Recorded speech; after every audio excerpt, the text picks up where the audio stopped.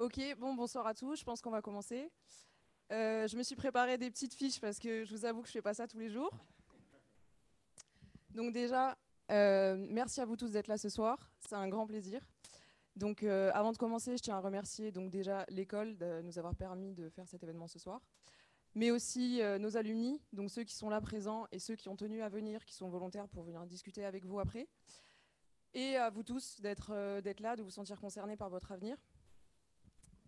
Enfin, par votre avenir, vous avez compris l'idée, je pense. Donc je vais vous présenter rapidement cette soirée, pourquoi on est là et, euh, et comment est-ce qu'on a mis tout ça en place, pourquoi est-ce qu'on a choisi ce format table ronde. Donc avant ça, je vais rapidement me présenter. Donc je suis moi-même une ancienne de Polytech Montpellier. J'ai fait donc GBA, génie biologique et agroalimentaire. Et, euh, et en fait, dès mon premier vrai contrat de travail, on va dire, donc hors stage, je me suis rendu compte que que j'étais confrontée à des enjeux liés au développement durable dès mon premier travail. Donc, c'est-à-dire que, pour faire simple, ma mission, ça a été de passer d'un process gaz dans une usine à un process électrique, c'est-à-dire donc que le mix électrique français est décarboné. Donc, on a déjà une sensibilité à de la transition écologique. Et je me suis dit, comment est-ce qu'on peut faire pour avoir de l'impact juste et travailler dans ce domaine. Donc je me suis dirigée vers Madame Marcheseau, Monsieur Vantini, qui sont donc responsables au sein du groupe des DRS de l'école. Et ils ont eu l'idée de mettre en place une table ronde pour que des anciens qui aujourd'hui travaillent dans ce domaine puissent venir vous dire, vous expliquer leur parcours, leur métier, leur mission, qu'est-ce qu'ils font, dans quel domaine. Et on s'est dit que c'était le meilleur moyen pour venir vous donner envie, vous montrer que c'est possible. Donc ça, c'est pour la présentation de la soirée, du format table ronde. Donc maintenant, on va passer à la soirée. Donc on va commencer par la présentation de ces messieurs, dames. Et donc chacun leur tour, ils vont essayer de se présenter en 5 minutes pour vous expliquer leur parcours, qu'est-ce qu'ils font aujourd'hui dans leur métier, dans leur domaine, quelle filière ils ont fait, enfin voilà. Et suite à ça, on va initier une phase de débat par 3 questions autour de la transition dans les métiers. Et ensuite, on fera une phase de questions-réponses. Vous pourrez poser les questions avec nos alumni. Et ensuite, on passera donc dans le hall autour d'un buffet pour vous laisser libre accès d'aller échanger avec ceux qui vous intéressent. Donc, sans plus tarder, je vais laisser la parole à Et bonsoir à tous. Déjà, je voulais vous remercier, évidemment. Ça me fait très plaisir d'être là. Donc, Sébastien Duchesne, promo 2008, microélectronique automatique. Je suis assez surpris de voir autant de monde. Je m'attendais à cette heure-ci voir beaucoup de monde. Il me semble qu'à mon époque, on était déjà autour d'un verre, autour d'une bière. Mais tant mieux, ça montre que la génération est là et engagée pour les questions environnementales qui sont importantes aujourd'hui, c'est vrai. Euh, alors, donc aujourd'hui, en termes de carrière. Alors aujourd'hui, oui, je suis directeur général et fondateur d'une société qui s'appelle MyWinParts. J'en discuterai tout à l'heure.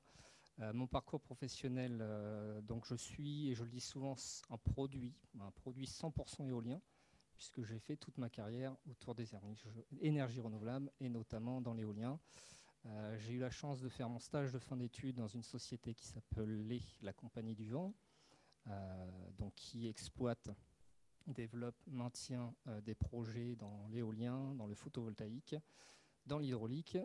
C'est une société qui maintenant a été complètement absorbée par le groupe Engie Green, donc Engie Green filiale renouvelable du groupe Engie.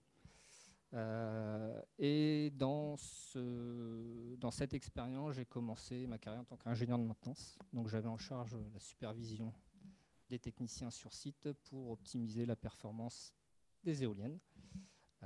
À l'époque, il y avait beaucoup de travail à ce sujet-là. Les technologies n'étaient pas très performantes, donc il y avait du boulot. J'ai rapidement basculé, on va dire un virage à 180 degrés dans ma carrière, où j'ai basculé sur le côté achat. Voilà, je me suis intéressé sur la partie achat, optimisation des coûts d'exploitation et achat et logistique. Donc je suis devenu responsable achat logistique pour cette société jusqu'en 2013. Au niveau du temps, il faut me le dire, hein, si je suis trop long. Ok. Et puis, opportunité professionnelle, j'ai rejoint EDF Renouvelable, donc toujours dans la filière renouvelable, sur la partie exploitation et maintenance des parcs éoliens, mais sur une échelle européenne. Et mon rôle était de structurer, piloter le service achat pour toute la partie EDF, le groupe EDF, sur un périmètre Europe. Voilà. Jusqu'en 2013. Et en 2013, cette idée de créer MyWinParts, toujours un peu l'envie d'entreprendre, et entreprendre sur, on va dire, un trou dans la raquette dans la filière de l'éolien, sur la maîtrise de la supply chain, l'optimisation des process achats, d'où la création de MyWinParts. MyWinParts en quelques mots, si moi du temps, je ne sais pas ok. MyWinParts, historiquement, c'est 3 activités. La première activité qui fait vivre l'entreprise aujourd'hui, c'est la fourniture de pièces détachées neuves. Donc une éolienne, c'est comme une voiture, ça s'entretient, ça consomme des pièces, ça consomme... voilà, il y a des maintenances préventives, il y a des vidanges à faire, il y a des filtres à changer. Voilà. Je fais souvent le parallèle avec l'automobile, on comprend un peu mieux. Et puis c'est aussi, MyWinParts, la réparation de pièces de rechange. Donc depuis 2016, on est déjà finalement dans cette démarche de redonner une seconde vie aux pièces de rechange, plutôt que les envoyer au recyclage, dans les filières industrielles traditionnelles. Eh bien, on va nous prendre en charge la réparation, le diagnostic, leur donner des garanties comme des pièces neuves pour les réutiliser voilà, complètement. Ça, c'est un peu intégré dans l'ADN de MyWinParts. Et puis, évidemment, on fait du conseil technique pour aider nos clients sur l'optimisation de leur process.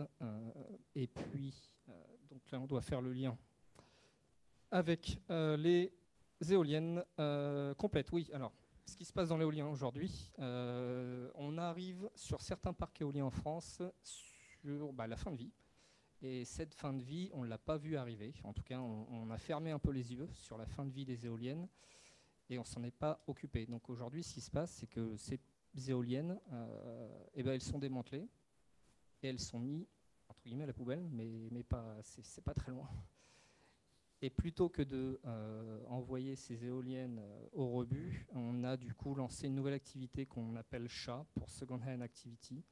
Et en fait, on rachète ces éoliennes complètes, on va les stocker et on leur redonne une seconde vie pour les revendre en pièces de rechange ou alors complètes pour des pays émergents, notamment pays de l'Est, Afrique du Sud, Chili, voilà, où on vend des machines complètes pour qu'elles soient réinstallées et réutilisées. Voilà, à peu près, cette nouvelle activité. Et ma mission aujourd'hui, en tant que directeur, c'est plus sur la stratégie, mais en mettant un point d'honneur sur les valeurs humaines qui sont importantes, un travail d'équipe, et puis toujours cet aspect RSE où chaque projet qu'on développe, on essaye que ça soit développé en local. Et voilà, c'est important pour la stratégie aujourd'hui.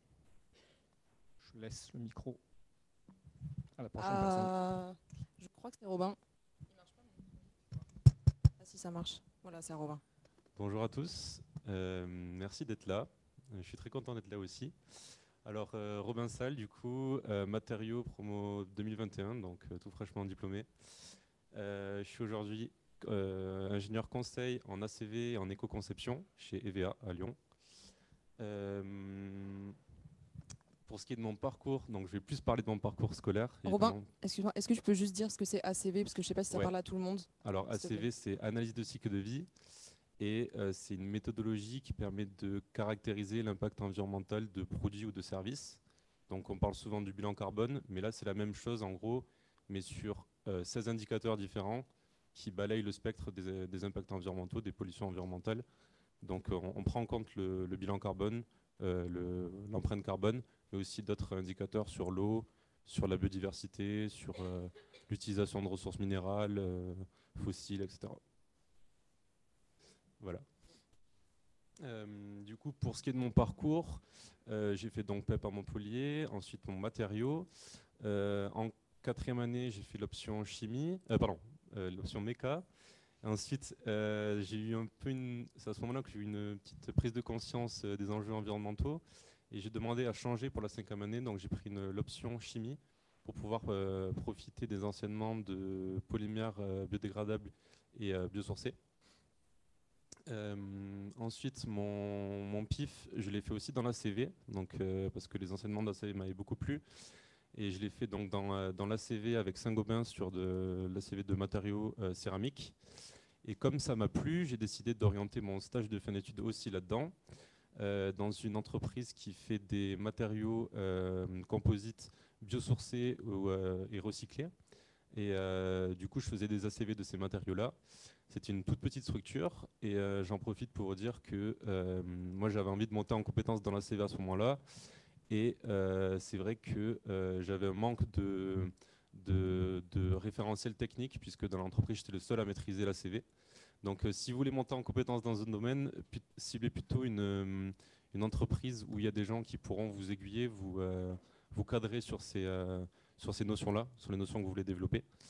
Donc, ça m'a quand même plu et j'ai eu envie de creuser le sujet.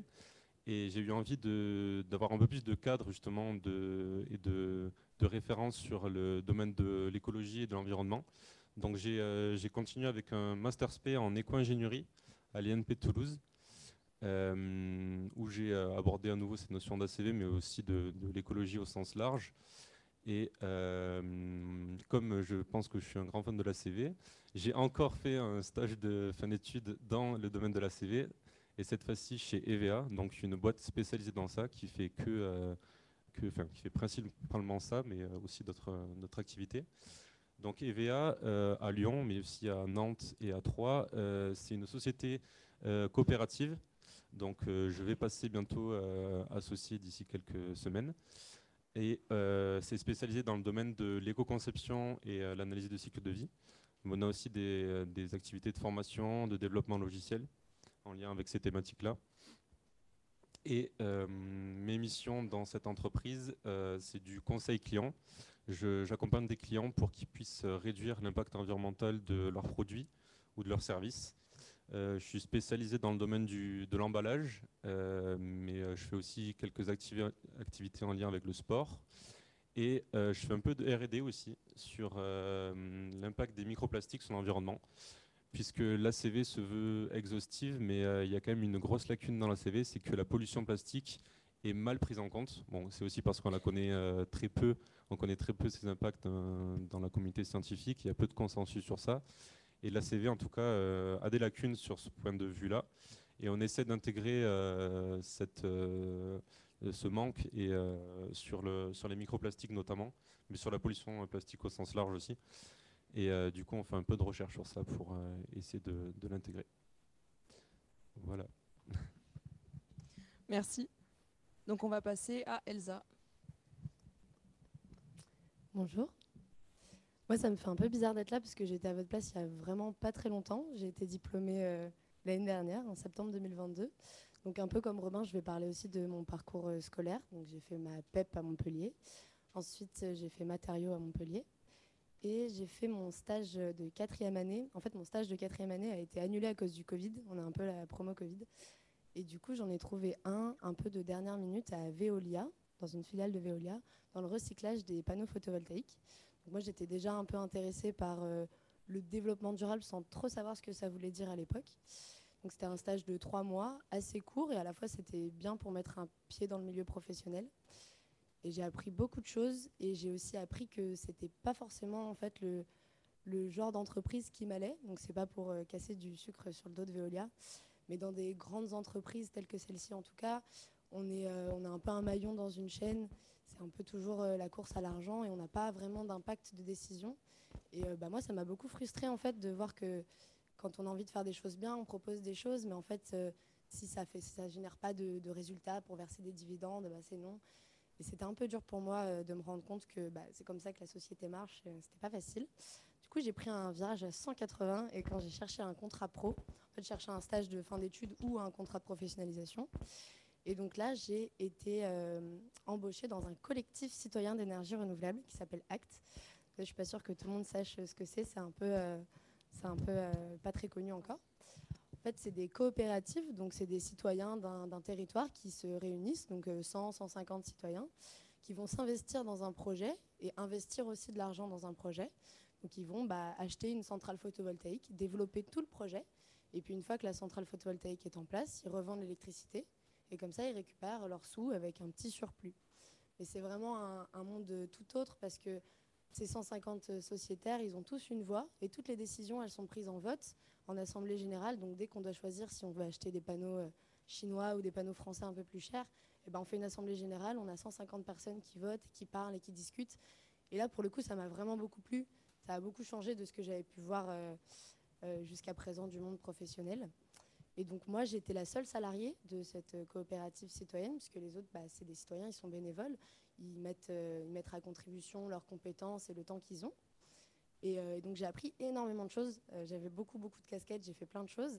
Et j'ai fait du développement de projets photovoltaïques. Donc en partant de rien, dimensionner une installation photovoltaïque, aller chercher des financements, faire des collectes de fonds, acheter des panneaux, monter le projet.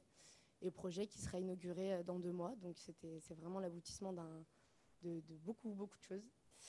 Et donc à la suite de mon contrat pro, eux, ils auraient bien aimé me garder, mais c'est un petit collectif citoyen, donc c'est un peu dur d'embaucher un salaire. Donc j'ai été embaucher un salaire, de payer un salaire à une jeune diplômée. Donc j'ai été embauchée par Enercop. Donc Enercop, c'est avant tout un fournisseur d'électricité 100% renouvelable. Donc c'est une entreprise nationale. C'est un peu comme EDF, Engie. Vous pouvez vous fournir chez Enercop, vous, en tant que consommateur. Et c'est 100% de l'énergie renouvelable. Enercop, donc c'est national, mais il y a une antenne par région. Donc moi, je suis à l'antenne Enercop Languedoc-Roussillon. Et comme activité, nous, on fait de la production. Donc un peu ce que j'ai fait dans mon collectif citoyen. On développe des projets photovoltaïques. Enfin, moi, perso, je développe des projets photovoltaïques. Et du commencement, du tout début, les premières études, jusqu'à suivi de chantier, réception du chantier, mise en service, et puis toute l'exploitation. Donc on a par chef de projet peut-être 15 projets, parce que l'inertie est longue, donc en fait on avance des pions petit à petit. À côté de ça, je fais aussi un peu de bureau d'études, donc c'est la même chose, sauf que c'est pas pour ma boîte, c'est pour d'autres personnes qui me payent pour faire des études.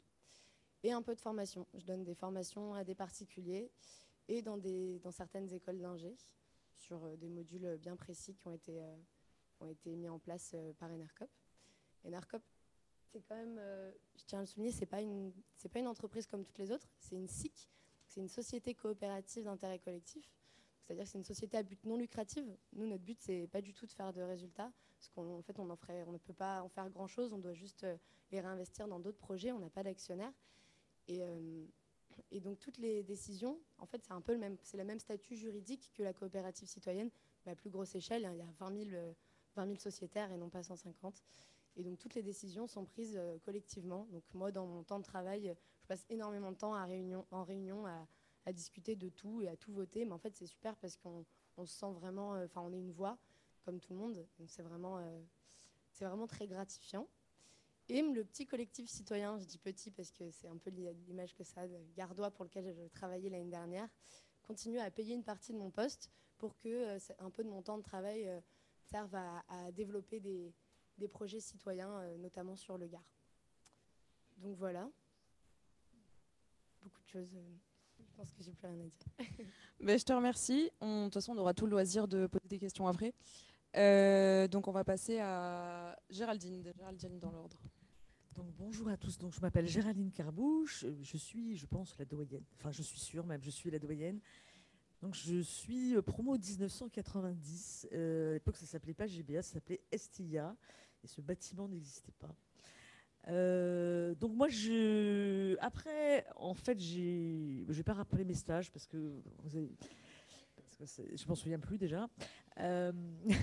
Tout ce que je peux vous dire, c'est que j'ai commencé ma carrière dans un grand groupe de l'agribusiness qui s'appelle Limagrin. Et avant ça, j'ai fait l'école de commerce parce que je me suis rendu compte assez rapidement que je n'étais pas une technicienne. Enfin, voilà, je m'ennuyais toute seule à ma paillasse. Donc, je voulais, effectivement, j'ai toujours aimé beaucoup la science, mais il me manquait ce côté relationnel. Donc, j'ai fait l'école de commerce et j'ai intégré ce groupe-là où j'ai travaillé dans une direction financière et plus spécifiquement de faire du rachat d'entreprise. Et c'était en 91 et on investiguait, enfin le groupe Limagrin investiguait le rachat d'entreprise dans le domaine de l'agriculture biologique, de l'alimentation biologique. Donc vous voyez, ça remonte, c'était assez prospectif là-dessus. Parallèlement, quand même, ils enrobaient leurs semences avec du Roundup, dont vous avez entendu parler. Donc, on était un petit peu, effectivement, déjà, j'étais un peu. Ensuite, j'ai travaillé j'ai géré une entreprise d'études de marché qui faisait du panel auprès des agriculteurs et globalement des acteurs de la filière de l'agribusiness. Et là, effectivement, ça a été par contre un choc, parce qu'on faisait des panels auprès d'agriculteurs sur les utilisations de produits phyto. Et j'ai décidé que je ne mangerais plus de fruits et de légumes et que je ne mangerais plus de raisins. Voilà, c'était absolument. Vous faisiez des quoi des études, des panels. Hein, Ah, des c'est-à-dire panels, que vous interrogez. Voilà, on a interrogé des agriculteurs, 3000, 4000, 5000 agriculteurs, pour savoir par exemple quel traitement ils utilisaient. Voilà. Et en arboriculture et en viticulture, on utilise énormément de produits chimiques. Donc ça, c'était le deuxième choc environnemental où je me suis dit, je vais arrêter de manger des fruits et des légumes. Et puis à partir de... Mais bon, je ne l'ai pas fait. Hein. Et à partir de 1997, voilà, j'ai complètement changé de secteur et je suis allée travailler à Nantes pour faire de l'accompagnement de projets de création d'entreprises innovantes. Donc à Atlampol, la technopole de Nantes-Atlantique, et je me suis occupée.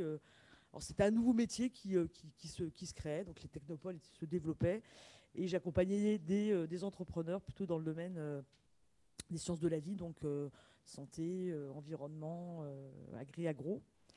À cette époque-là, je me souviens qu'on n'avait pas beaucoup de projets dans le domaine de l'environnement, et on disait toujours, mais ça va frémir, ça frémit. Je vous parle de ça, c'était en 1997, et c'est vrai que ce frémissement, ça frémit pendant très très longtemps. Et je pense que ça se développe depuis simplement maintenant, 5-6 ans, où on voit vraiment des projets d'entreprise qui ont vraiment maintenant pignon sur rue. Et puis je suis revenue à Montpellier, je me suis occupée, j'ai dirigé l'incubateur qui s'appelait Languedoc-Roussillon Incubation. Donc, mon premier bureau, j'étais toute seule au début, se trouvait à peu près à 20 mètres. Je ne sais pas si vous avez vu ce petit bureau avec un gros pylône au milieu. C'était là que j'étais. Puis après, on a eu des bureaux plus spacieux. Et donc voilà, toujours création d'entreprise dans tous les domaines. Ensuite, je suis partie à la SAT. Je ne sais pas si vous connaissez donc les sociétés d'accélération de transfert de technologie, où je me suis occupée. Je fais partie du groupe de travail qui a monté le dossier de financement pour cette SAT. Et puis, je suis partie dans cette SAT où je me suis occupée des investissements. J'étais directrice des investissements et j'avais une équipe qui allait chercher des pépites dans les laboratoires de Occitanie, Méditerranée, je crois qu'on dit maintenant. Voilà, sur mon parcours, moi j'ai toujours été animée dans ma carrière professionnelle par, j'ai toujours une fibre sociale. Je fais partie des représentants du personnel, je fais pas mal de choses. Je discutais avec mes collègues. Mais avant, j'ai beaucoup soutenu aussi des projets en sciences humaines et sociales. J'étais la marraine du premier incubateur en économie sociale et solidaire, Alter Incube. Voilà, je suis assez proche effectivement aussi de ces mouvements. Voilà. J'essaie d'allier la technologie et puis également tout ce qui relève de l'activité sociale. Et voilà, et par cette fibre sociale, c'est rajouté aussi à cette fibre environnementale, hein, puisque quand j'ai quitté Polytech, on ne parlait pas du tout de développement durable. Même si effectivement, par contre, les chercheurs, eux, en parlent déjà depuis très longtemps. Donc j'ai été aussi sensibilisée via le contact avec ces chercheurs. Et voilà, j'ai décidé en fait fin 2021 de quitter la SAT et de m'établir en tant que consultante indépendante. Et je me suis formée à la RSE. Et donc aujourd'hui, j'accompagne des entreprises, alors plutôt du secteur des sciences de la vie, mais pas que, pour les aider à intégrer une démarche de responsabilité sociale et environnementale. Plutôt des entreprises technologiques parce que je connais bien leurs problématiques. Et puis j'accompagne également les projets dans le déploiement d'innovation responsable. Donc, alors je ne fais pas d'ACV, par contre, il faudra que je fasse appel à Robin. Mais par contre, je conseille en tout ce qui est la conduite de projets d'éco-innovation, puisque je dirais que mon credo, c'est quitte à innover, pourquoi ne pas éco-concevoir, et quitte à éco-concevoir, pourquoi ne pas innover, puisqu'en fait, on a le triple dividende qui est augmenter la valeur environnementale et la valeur économique en même temps. Voilà. Alors, ah oui, j'ai pas parlé. Alors oui, j'ai plein d'activités également à côté de mon activité professionnelle que je développe depuis peu de temps, hein. Je suis également, on en parlait tout à l'heure, facilitatrice de la fresque du climat. J'accompagne aussi au label Bicorp. Et j'ai cofondé il y a un an une association qui s'appelle la Cité de la RSE et de l'Impact, une association montpelliéraine qui a pour but de promouvoir la RSE dans les entreprises du territoire et également de fédérer l'ensemble de ces acteurs. Je suis trésorière de l'association et on a eu la chance de signer il n'y a pas très longtemps un partenariat avec Polytech et on essaie de développer des actions également. On participe à Polynov et puis voilà, il y a encore pas mal de projets qu'on va mettre en place avec Polytech Montpellier. Ok, eh ben, je te remercie Géraldine. Et maintenant, donc, ça va être au tour d'Alexandre de nous présenter son parcours. Bonjour, moi aussi je suis très content de revenir dans cet amphi que j'ai quitté il n'y a pas si longtemps, je suis diplômé 2020 et moi j'ai toujours été très très sensibilisé aux enjeux environnementaux et ça m'a toujours tenu très à cœur. Donc j'ai depuis ma prépa cherché le moyen d'agir le plus possible pour l'environnement, dans un premier temps en allant en sciences de l'eau et dans un deuxième temps en orientant mon parcours professionnel en tant que tel. J'ai commencé par un stage en hydrobiologie en 4A, puis en 5A pour mon stage de fin d'études. J'ai été attiré par la phytoépuration, donc le traitement de l'eau grâce aux plantes et surtout aux rhizosphères qui les accompagnent. Et donc j'ai fait mon stage de fin d'études plus un an à la SERP. La phytoépuration m'a convaincu, le modèle de l'entreprise beaucoup moins, parce qu'en tant que constructeur, on répond à des cahiers des charges et on exécute ce qui a été pensé par des bureaux d'études. C'est pour ça d'ailleurs que je me suis orienté en bureau d'études techniques pour réaliser de la maîtrise d'œuvre et du suivi chantier au sein du cabinet Tramois dans le Vaucluse. Et encore une fois, j'ai été un peu déçu, je suis resté sur ma faim, j'aurais voulu en faire plus. Puisque la volonté des clients, des maîtres d'ouvrage, elle est souvent de faire les projets les moins chers possibles. Et on travaille avec des TP qui sont, pour la plupart, pas du tout sensibilisés aux enjeux environnementaux. Et moi, j'ai eu l'impression de me heurter à des murs très très souvent. Donc, fort de ce constat, pas d'échec, mais presque, j'ai décidé de m'orienter dans la maîtrise d'ouvrage pour devenir le client, entre guillemets. Et depuis janvier 2023, c'est tout neuf. Je suis directeur du syndicat Orbet-Graveson, qui est un tout petit syndicat où on a 2500 abonnés en eau potable et à peu près pareil en assainissement. Et on s'occupe de tout le petit cycle de l'eau, de la goutte d'eau qui sera pompée, puis potabilisée, en passant par le robinet, les canalisations d'évacuation, le traitement par les stations d'épuration, le rejet dans le milieu naturel. Donc on a tout ça à s'occuper. Et même si évidemment on a des élus qui sont au-dessus et qui établissent la stratégie à suivre, la stratégie pour nous elle est assez simple. Pour pouvoir faire les choses le plus vertueusement possible, on doit perdre un minimum d'eau dans la phase transport d'eau potable et puis traiter le mieux possible les eaux usées. Donc au final, pour moi, c'est assez facile de savoir comment avoir une démarche vertueuse. Il y a tout de même les phases travaux où il y a des vraies réflexions à avoir sur comment est-ce qu'on fait les travaux le moins impactant possible. Et puis sur toutes les phases exploitation, voilà, c'est assez évident. Après, on rencontre beaucoup de difficultés.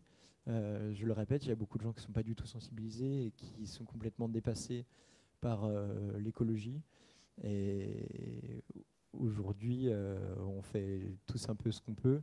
Et ici, tout le monde est mobilisé, je l'imagine, sinon vous ne seriez pas ici. Et il faut se battre parce que tous ensemble, on va y arriver. Ok, merci, merci Alexandre. Et enfin, le dernier alumni qui va se présenter, c'est donc Bastien. Oui. Bonjour à tous, je suis très content d'être ici aussi. Justement, tu parlais de tous ceux qui vont se battre. Juste pour savoir, il y a combien d'IG ou d'anciens IG qui sont dans la salle, donc informaticiens? 2, ouais. C'est pour voir si ça évolue avec le temps. C'est pas les plus mobilisés. À chaque fois que je fais ce genre que je participe à ce type de conférence, si dans le temps, il y en a de plus en plus. Mais bon, c'est déjà bien, il y en a au moins quelques-uns. Donc moi, je suis un ancien IG promo 2009. Donc ça commence à dater un petit peu. J'ai fait le parcours PAIP avant, prépa intégrée aussi, donc je suis un pur produit Polytech. À l'époque, moi, le sujet de l'écologie, du social, ça m'intéressait, mais plus à titre personnel. Et j'avais eu un cours dans cet amphi d'ailleurs, où on sensibilisait, nous, en tant qu'étudiants à Polytech, sur l'impact des Européens, des Américains, vs l'impact d'un Africain ou d'un Asiatique. On nous expliquait qu'il fallait 3 planètes pour un Européen. Et moi, je me disais qu'en tant qu'informaticien, tout ça, moi, j'allais pas avoir très peu d'impact là-dessus, et peut-être quelques leviers. Et du coup, je vous parle de ça parce que ça résume un peu mon parcours. C'est que mes premières années, j'étais ingénieur d'études, donc j'ai fait du développement, de la conception d'applications, enfin tout ce qu'il y a de plus classique. Après, j'ai fait de la gestion de projet, j'étais responsable du système d'information. Toujours dans la même structure, qui se souciait de ces questions environnementales et sociales, mais sans plus au niveau de son cœur de métier. Et en fait, au fil des ans, c'est des préoccupations qui ont évolué à la fois pour moi. J'entendais tous mes camarades parler de plein de sujets qui m'ont beaucoup intéressé en fait au cours de mon parcours, mais à titre personnel. Et à titre professionnel, j'avais zéro levier en fait à cette époque-là, pendant toutes ces années, on va dire. Et ça a commencé à bouger vers 2017-2018, où là, sur la question du numérique, en tout cas, du développement durable dans le numérique, on appelle ça le numérique responsable, ça a commencé à vraiment beaucoup s'accélérer. Et moi, je me suis inscrit dans cette démarche-là. Et j'ai participé à développer ça dans ma structure. Et maintenant, je suis responsable RSE et numérique responsable. Donc, je mets en place tout ce qui est en termes de démarche écologique, pour par exemple tout ce qui est mobilité, isolation des bâtiments, consommation d'eau, etc. Mais dans du tertiaire, donc on n'a pas forcément non plus énormément de leviers. Et j'accompagne aussi sur tout ce qui est sur notre cœur de métier. Ce qui va sensibiliser et intéresser les collaborateurs, parce que je peux vous assurer que pendant des années, on a ramé à leur faire le tri des déchets. Ça peut vous paraître basique pour vous, mais bon, c'était un peu compliqué. Et puis, ils nous disaient, moi, je fais du développement d'applications, que si tu veux m'emmerder avec du développement durable, il faut que ça me parle sur mon métier. Et ça, on a réussi à l'intégrer au fil de l'eau. Et du coup, si tu peux mettre la slide juste après, comme ça, je parle en même temps de ma structure. Tu veux dire celle-là ou celle d'après? Ouais, non, mais celle. Ah oui, il n'y en a qu'une, pardon, excuse-moi. J'ai cru qu'il y en avait deux. Non, c'est une slide sur ton parcours et une sur la société Isia. Ah ben voilà, si tu peux mettre celle-là. Ouais, c'est bon. J'ai pas vu. Et du coup, oui, dans ce cadre-là, on a réussi depuis quelques années, et moi je m'investis là-dedans, à déployer du conseil et de l'accompagnement pour les entreprises sur ce sujet d'intégrer le numérique responsable, donc le développement durable dans le métier du numérique. Pas mal pour de grandes entreprises du CAC 40. Heureusement ou malheureusement, je ne sais pas. Ils sont très orientés en effet sur les bénéfices et compagnie. Et c'est une question qui les touche parce qu'on vient expliquer justement à des responsables informatiques comment on peut leur faire gagner de l'argent en faisant du bien pour leurs collaborateurs et la planète. Et on arrive depuis quelques années, quelques mois à les toucher de plus en plus, donc c'est assez intéressant. Et on touche directement le top management. Donc moi je m'investis là-dessus et aussi de plus en plus sur la partie applicative où on conseille nos collaborateurs et les équipes des clients pour intégrer ça dans leur logiciel. Mais là, il y a encore tout un monde pour faire ça et peut-être qu'on en parlera un peu après. Et voilà, je suis également fresqueur climat comme ma collègue et numérique aussi. Justement, c'est un très bon outil que je vous recommande vivement si vous l'avez pas fait. Je crois qu'il y en a beaucoup parmi vous qui en ont déjà fait, me semble-t-il. Donc, peut-être tant que tu peux détailler un peu ce que c'est. Je ne sais pas si tout le monde connaît ici les fresques, le principe. Les fresques. Qui a fait une fresque du climat ici? Ouais, voilà. Je savais je pense qu'on est tous sensibilisés. Je savais qu'il y en avait beaucoup qui en avaient fait, parce que j'interviens, je donne quelques cours. Par contre, fresque du numérique, qui en a fait? 2, c'est déjà pas mal. Donc, fresque du numérique, c'est le même concept que sur la fresque du climat, sauf que ça permet vraiment d'axer sur tous les impacts et les leviers autour du numérique. Et c'est un excellent outil justement pour atteindre et toucher les personnes de l'IT. Parce que quand on leur fait la fresque du climat, ben c'est bien, mais c'est très éloigné de leur métier. Il faut réussir à faire ce pont. Et cet outil-là, il est vraiment super. Et moi, j'anime pas mal de fresques, à la fois en bénévole et aussi beaucoup dans des comex, des CODIR, dans des grosses boîtes où, comment vous dire, des fois, ils s'en moquent un peu du climat. Et des spécialistes du numérique. Et ça commence, par ce biais-là, à faire son chemin en leur montrant l'impact dans leur métier et à dérouler. Mais c'est vrai que j'ai un parcours qui est très classique avec voilà, le commun des mortels dans la société qui sont peu intéressés à ce sujet-là au début, ou en tout cas du bout de la lorgnette, et puis au fur et à mesure qui ont intégré ça de plus en plus avec la montée en puissance de ces dossiers-là. Et on voit maintenant que c'est quelque chose qui prend de plus en plus de force, même si on n'y est pas encore, et il y a encore du chemin à parcourir. Ok, je vous remercie à tous pour vos présentations.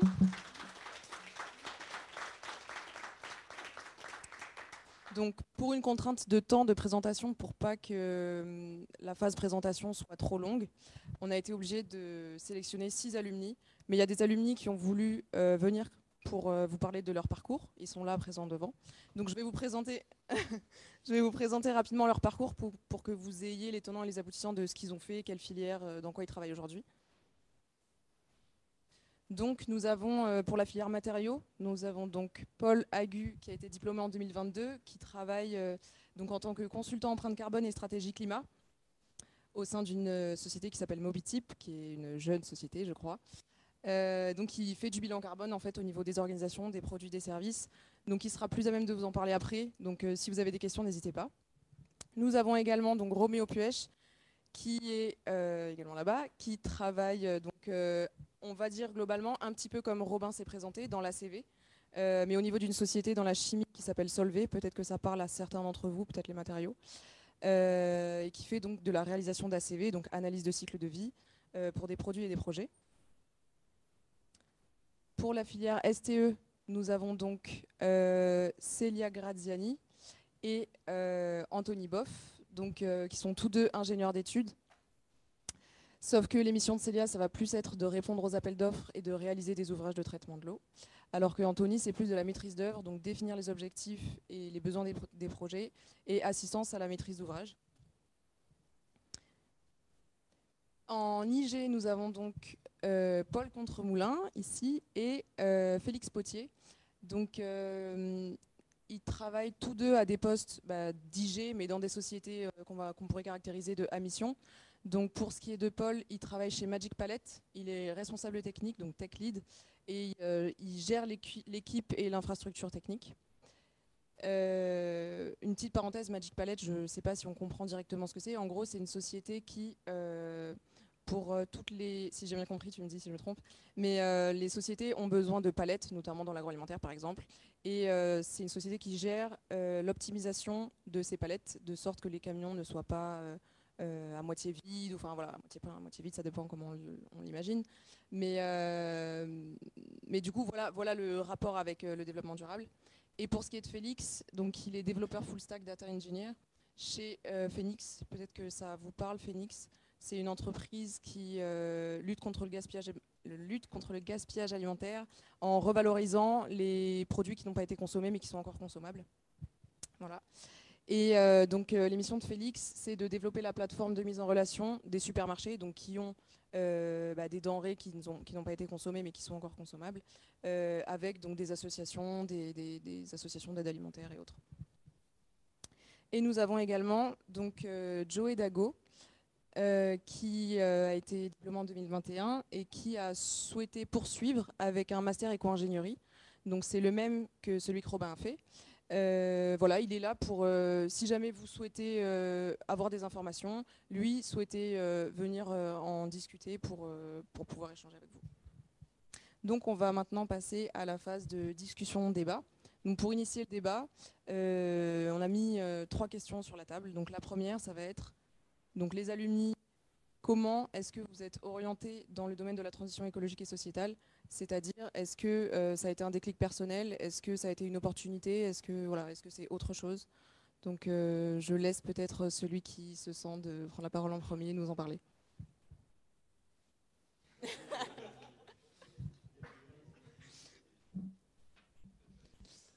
Pour moi, il n'y a pas eu de déclic ni de question parce que depuis tout petit, les messages, presque les injonctions de mes parents, c'était sauver le monde qu'on n'a pas réussi à sauver. Donc je ne me voyais pas faire autre chose et je ne me voyais pas travailler dans un autre domaine que celui-là. Il y a des domaines plus attrayants que les sciences de l'eau d'un point de vue purement mercantile et égoïste, mais c'est des sujets qui n'ont jamais pesé dans la balance. J'estime qu'on a le privilège de faire à peu près ce qu'on veut, alors j'ai voulu faire au mieux et quitter le privé pour aller dans le public, même si c'est tout neuf, je pense que c'est la meilleure des décisions.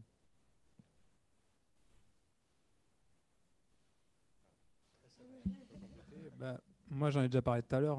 J'ai pas eu de déclic comme ça peut arriver. Certains, ils font par exemple une fresque du climat ou avec ce genre, ou qui assistent à un séminaire, à une conférence. Moi, ça a plutôt été progressif en fait, avec différentes rencontres. Peut-être un événement quand même qui a fait un peu plus de bascule, en tout cas sur ma partie professionnelle, c'est qu'on a participé à un programme qui était monté par l'ADEME en 2018, qui nous accompagnait pour intégrer de l'éco-conception sur la partie numérique, parce qu'à l'époque, il y avait quasiment personne qui en faisait. Et c'est vrai que ça a été quand même un déclic pour montrer justement comment toutes mes aspirations personnelles, entre guillemets, je pouvais réussir à les injecter, à impulser au niveau professionnel et à monter toute une démarche, tout un collectif et à devenir créer tout un service autour de ça. Alors que historiquement, c'est vrai que je ne l'ai pas dit tout à l'heure, mais on faisait juste de la conception d'applications, tout ce qu'il y a de plus classique. Donc on s'est beaucoup orienté, on a évolué, j'ai évolué avec l'entreprise et ça m'a permis de faire évoluer l'entreprise. Et voilà, en quelques mots, cette évolution sur ce sujet me concernant. Moi, je pense que c'est un peu des deux. J'ai quand même eu un petit déclic à un moment donné, un peu une phase de crise un peu éco-anxiété. On va dans le mur et personne ne fait rien, je panique. Et puis après, c'est aussi parce que j'ai rencontré beaucoup de gens. Moi, je travaille du coup dans le milieu de l'économie sociale et solidaire, dans le bâtiment de l'économie sociale et solidaire à Montpellier même. Donc en fait, je rencontre beaucoup de gens qui sont militants, qui sont très engagés, et de découvrir qu'on pouvait faire ce qu'on aime et dans n'importe quel milieu, mais tout dans une économie diverse et pas forcément celle dont on nous a toujours parlé, ça a juste contribué à me convaincre de continuer dans ce milieu-là. Et aujourd'hui, mon engagement, il est encore différent d'il y a 1 an et même d'il y a 6 mois. Et à force de rencontres, à force d'apprendre, je change à peu près tout le temps d'engagement personnel, on va dire. Et si je peux me permettre, au début, tu nous as parlé de co-anxiété. Et quelle relation tu as avec ton travail maintenant, avec ton engagement, tes valeurs, si je puis dire? En fait, éco-anxiété, c'est difficile d'employer ce mot à bon escient. Je ne sais pas si c'est vraiment le terme, mais disons qu'à un moment, je me suis rendu compte que j'avais l'impression qu'autour de moi, tout le monde nageait à contre-courant et ça a commencé à me stresser. Et en fait, en travaillant avec des collectifs citoyens, où c'est des gens qui sont bénévoles, qui sont militants, qui sont engagés, et c'est des gens qui sont souvent passés par là. Et en fait, en discutant avec eux, il y a des solutions et nous, on agit. Et moi, je me sens bien en fait de me lever le matin pour faire le travail que je fais, avec les gens avec qui je travaille. Et ça, je me sens bien dans mes baskets et ça n'a pas toujours été le cas vis-à-vis de la crise climatique qui nous entoure. Qui nous entoure, je ne sais pas si c'est le bon mot. Vous avez compris. Moi, la prise de conscience, comme je l'évoquais tout à l'heure, je pense que ça a été assez progressif aussi. Je pense qu'il y a eu des petites graines plantées de par les enseignements que j'ai suivis dès l'école primaire, mais aussi en école d'ingénieur ici, des conférences, des cours, beaucoup de graines plantées. Et ensuite, une prise de conscience en me formant moi-même, puis ensuite via le master spécialisé que j'ai suivi comme Joey. Et du coup, ça a été très progressif finalement. Et après, comment j'ai orienté ma carrière dans ça, ça a été très progressif aussi, via des stages, via des choix d'options, via des rencontres que l'on fait. Et voilà, ça s'est fait très progressivement. Il n'y a pas eu de rupture, on va dire, dans mon quotidien de ce point de vue-là. Alors pour ma part, comment vous dire? Non mais sincèrement, moi ce qui m'a intéressé, alors je suis tombé, comme je vous l'ai dit, tout de suite dans l'éolien, donc bon, c'est une opportunité. Pas une opportunité par rapport à l'écologie, clairement, c'était plus par une nouveauté finalement dans l'industrie. Fournir de l'énergie à partir d'une éolienne perchée à 80 mètres de haut, ça me faisait kiffer, voilà, il n'y a pas d'autre mot, j'ai adoré ça. Et puis effectivement, je rejoins mes collègues, hein, la prise de conscience, elle s'est faite au fur et à mesure. De se rendre compte que finalement l'énergie produite par une éolienne, mais aussi par des panneaux photovoltaïques, avait un vrai impact. En 2007, quand j'ai commencé, l'éolien, c'était 0,4% de la production française. Aujourd'hui, on est par moment, uniquement l'éolien produit 46%. Voilà, y a des périodes. Donc voilà, le trait s'est largement épaissi. Donc grosse prise de conscience. Personnel également, puisque j'ai revu complètement ma façon de me déplacer dans mes déplacements professionnels. Hein. Je ne prends plus l'avion, je fais que de l'avion, que du train. Je viens au boulot en vélo électrique, on en parlait tout à l'heure, mais voilà, donc cette prise de conscience, elle s'est fait progressive, mais elle devient ultra, ultra haute, quoi. J'ai mis la barre très haute maintenant. Et pareil, dans toutes les décisions qu'on prend dans les projets, on essaye d'inclure, on parle d'économie circulaire, donc dès qu'il y a des nouveaux projets, d'inclure les sociétés locales pour y contribuer, créer de l'emploi local pour développer tous ces projets. Voilà, donc progressif. Oui, donc au final, tu étais là un peu par hasard, parce que tu aimais le milieu, et puis maintenant tu es dans la transition écologique. Okay. Et maintenant... Ok. Géraldine, est-ce que tu veux ajouter quelque chose ? Oui, moi ça a été progressif. Effectivement, il n'y avait pas de sensibilisation comme aujourd'hui, mais moi ça démarrait par une conscience sociale. Je pense que l'éducation, elle y est pour beaucoup. Voilà, moi j'ai été animée par une justice sociale. Donc c'est quelque chose que voilà. Et donc là, je pense que l'éducation a eu un poids important. Et puis aussi, voilà, le mode de vie que vous inculquent aussi vos parents. On n'a jamais vécu, même si on s'aimait assez peu, on était assez frugal sur nos vacances, sur la façon dont on s'habillait. Je pense que c'est aussi des choses qui marquent les esprits. On faisait des économies d'énergie. On achetait peu. Et puis, voilà, j'ai parlé de mes aventures un peu professionnelles, où j'ai eu des prises de conscience sur la pollution de l'agriculture, etc. Et j'ai fréquenté aussi ce milieu militant. Et le milieu associatif aussi, je me suis occupée par exemple des droits des enfants, la journée des droits des enfants. Le milieu militant effectivement aussi a été un petit booster. Et sur le plan de l'écologie, ça a été plus tardif. Et c'est ce que je disais, les chercheurs m'ont beaucoup appris. C'est eux qui m'ont beaucoup appris à partir des années 2000. Et puis la prise de conscience, ça s'est vraiment accéléré à partir du moment où j'ai eu des enfants. Parce que là, vous posez les vraies questions. La Terre, elle ne nous appartient pas, nous l'empruntons à nos enfants, c'est Antoine de Saint-Exupéry. Là, voilà, il y a vraiment une envie de se battre et de faire en sorte de laisser une planète quand même, une plus belle planète à nos enfants sur le plan environnemental et sur le plan social. Et puis, il y a quand même aussi un événement qui était important. J'étais directrice des investissements. J'ai eu un problème d'alignement cognitif, comme beaucoup de personnes ces dernières années, où je considérais que je considérais qu'il y avait des projets où je pensais qu'il fallait investir, même si effectivement ils étaient moins bankable que certains, que d'autres. Et voilà, donc je me suis sentie aussi un peu mal à l'aise par rapport au fait d'investir de l'argent. C'était pas moi qui décidais, on avait un comité de sélection dans des projets que je jugeais moins important pour la planète et pour la société. Et c'est ce qui t'a donné envie c'est cette frustration qui t'a donné envie de te mettre à ton compte ? Il y a aussi, je ne peux pas dire que c'est ça ou ça, mais il y a eu un moment donné où effectivement je me suis dit, je n'ai pas envie de faire de l'innovation comme on en fait, financer l'innovation comme on le fait aujourd'hui. Il y a plein d'innovations qui sont super intéressantes et qui peuvent être appliquées effectivement à sauver notre planète, à rendre la planète et la société meilleure. Et voilà, c'est pour ça que j'ai développé cette activité d'innovation responsable, parce que dans l'innovation responsable, c'est l'innovation éco et socio-conçue. Voilà. Mais je reste toujours animée par la passion de l'innovation. J'adore ça. Et je veux dire, on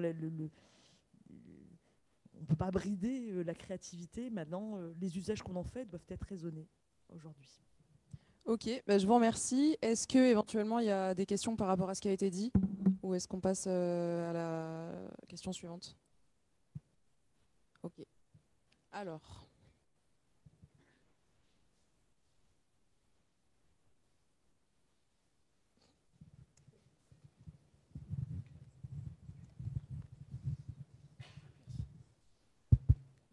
Bonsoir. Merci déjà à tous les 6. J'ai remarqué qu'il y avait 2 d'entre vous qui avaient monté leur entreprise, 2 autres qui font partie d'une SCOP ou d'une SIC, si j'ai bien retenu, parce qu'on n'en voit pas souvent. Et encore l'un d'entre vous qui est dans un syndicat, je crois. Enfin non, ouais, c'est ça.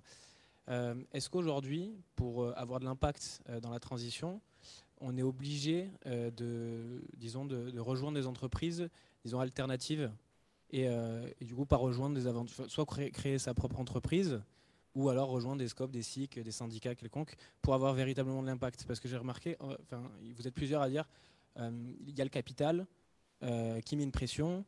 Si on veut justement pouvoir y répondre et avoir de l'impact, on est obligé de sortir des sentiers battus. Par rapport à ça, quel conseil vous pourriez donner pour la jeunesse ici présente? Alors moi, je peux peut-être. Je suis le seul qui n'est pas dans une SCOP. Je suis dans une SAS, je crois, actuellement. Même si on a pour projet peut-être de faire évoluer ça un jour. C'est pas incompatible. C'est vrai que c'est pas incompatible. Après, c'est vrai que l'aspect économique peut être à certains moments des freins. Après, dans ma structure, on a la chance d'avoir 3 cofondateurs et 2 actuellement coprésidents très actifs sur ce sujet-là. Donc peu importe la forme juridique et le mode de gouvernance, même si on a aussi un mode de gouvernance qui est assez participatif, c'est notre ADN, même si pour le coup on a du mal à convertir nos collaborateurs jusqu'au bout. C'est un peu compliqué, ils ne sont pas tous câblés là-dessus. Demain on leur propose d'être en mode scope, c'est pas encore gagné je pense. Et là où je vois aussi, où je peux te donner de l'information, c'est dans les entreprises qu'on accompagne. On accompagne des entreprises qui sont dans des schémas où ils ont de la rentabilité à avoir. Ils ont des actionnaires, bon, parfois pas toutes quand même, mais on arrive quand même par le biais justement de...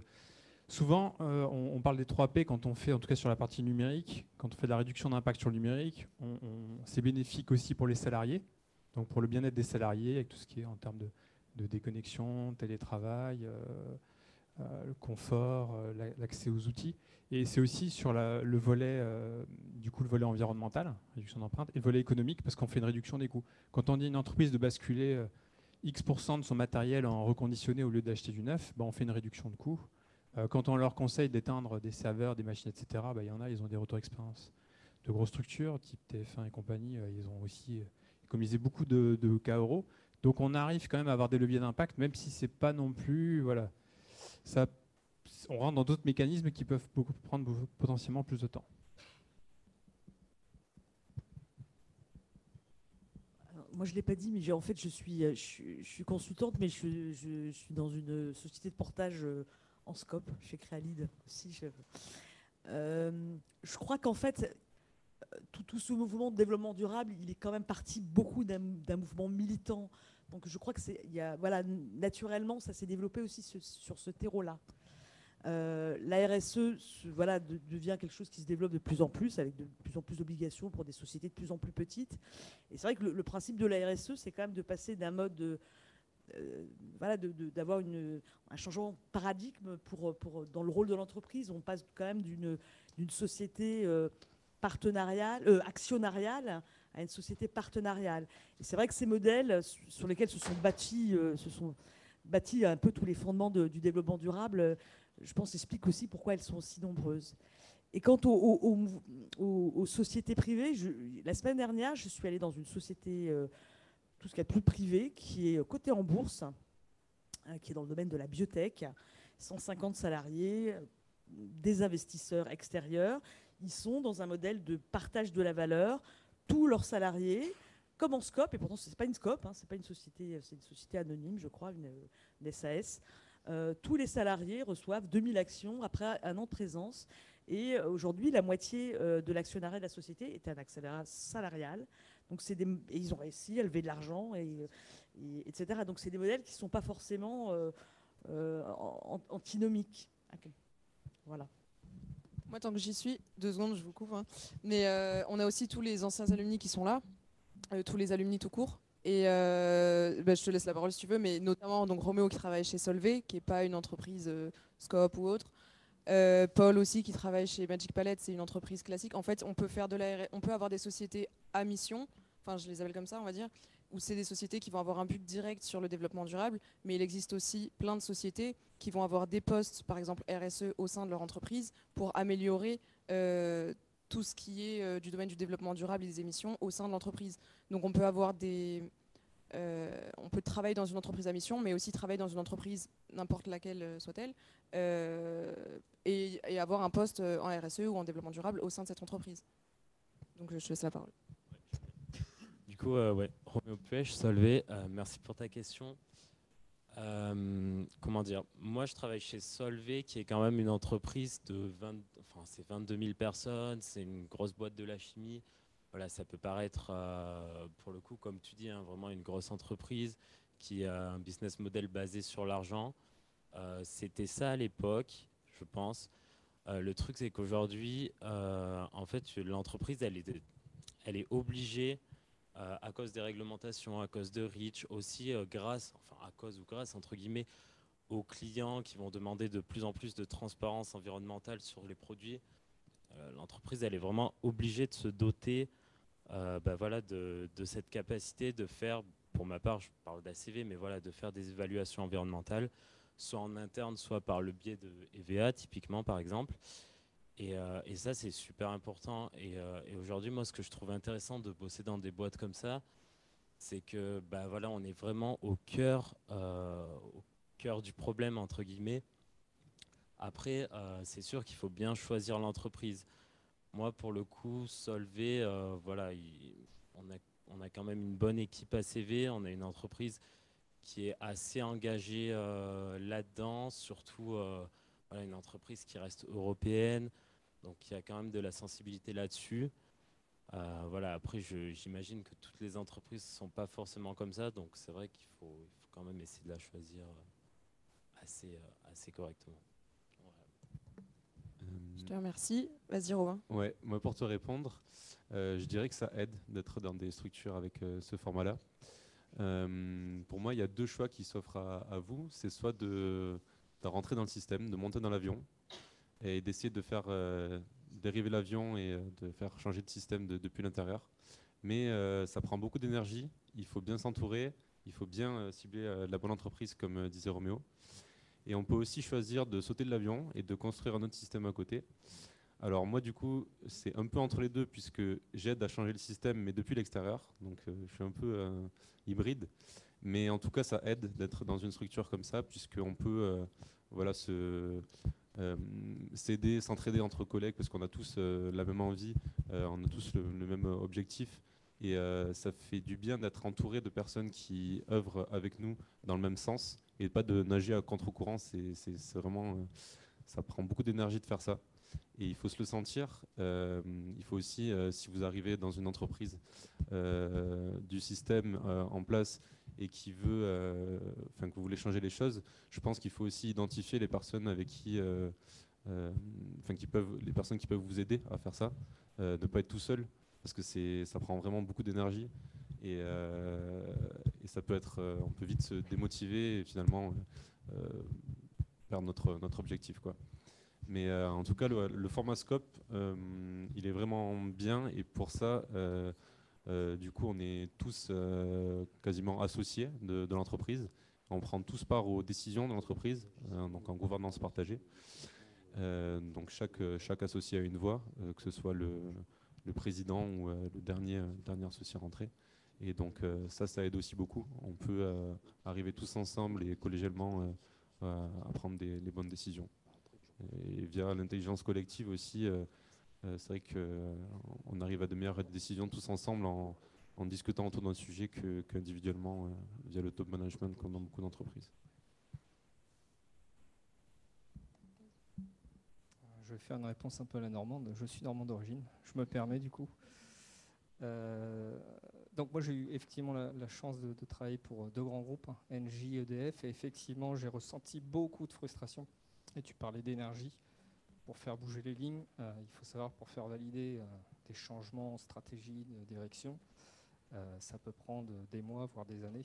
Et l'énergie consacrée, des fois, on se perd, et je me suis perdu moi-même. Et c'est pour ça que j'ai voulu être un peu plus acteur et que j'ai quitté ces 2 entreprises.